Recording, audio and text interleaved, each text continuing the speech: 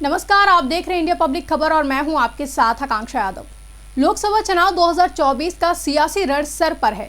इन चुनावों में यूपी का अहम रोल माना जाता है। देश के जिस राज्यों से सबसे ज्यादा सांसद लोकसभा पहुंचते हैं वो यूपी है। इसीलिए लोकसभा चुनावों में सियासत की धुरी उत्तर प्रदेश के अक्ष पर टिकी हुई दिखाई देती है और यहाँ पर संग्राम भी अलग स्तर का होता है। देखिए पूरी रिपोर्ट।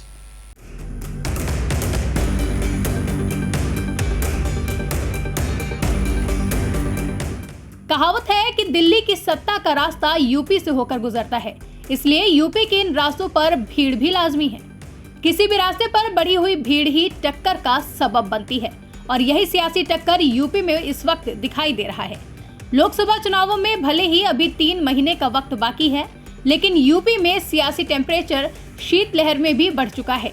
एक तरफ विपक्ष यूपी की 80 सीटें हराकर दिल्ली के तख्त पर काबिज होने के दावे कर रहा है, तो वहीं दूसरी तरफ बीजेपी के राम मंदिर वाले ब्रह्मास्त्र से विपक्ष नेस्तानबूद होता दिखाई दे रहा है और ऐसा लग रहा है कि बीजेपी ही 80 की 80 सीटों पर बाजी मार जाएगी। बीते दिनों यूपी के आजमगढ़ में अखिलेश यादव ने 80 हराइए बीजेपी हटाइए वाली बात दोहराई थी।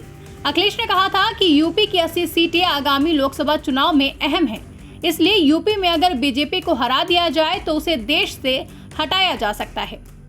आने वाले चुनाव में सबसे बड़ी भूमिका निभाने जा रहा है और मुझे उम्मीद है कि जनता निर्णय लेगी और भारतीय जनता पार्टी का सफाया उत्तर प्रदेश से होगा।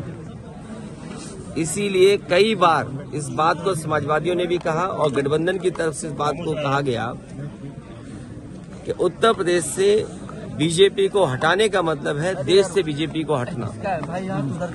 80 हराइए बीजेपी हटाइए। अखिलेश यादव इससे पहले भी 80 हराओ बीजेपी हटाओ का जिक्र यदा कदा करते रहते हैं, लेकिन दूसरी तरफ बीजेपी अपनी रणनीति के जरिए यूपी में विपक्ष को ही सभी सीटों पर मात देती नजर आ रही है। जिस तरह से बीजेपी ने राम मंदिर प्राण प्रतिष्ठा कार्यक्रम को हाइप दे रखी है, जिस तरह से पीएम मोदी ने रोड शो और अयोध्या को हजारों करोड़ की सौगातें सौंपकर माहौल बनाया है, उस लिहाज से तो यही लग रहा है कि भाजपा 80 की 80 सीटों पर कब्जा जमाने वाली है और विपक्ष को यूपी में वनवास मिलने वाला है।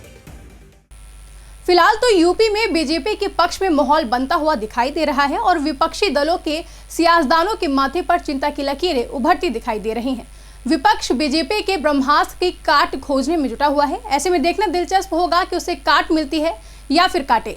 फिलहाल के लिए इस खबर में बस इतना ही। देश और दुनिया की ऐसी बड़ी खबरों के लिए आप देखते रहें इंडिया पब्लिक खबर।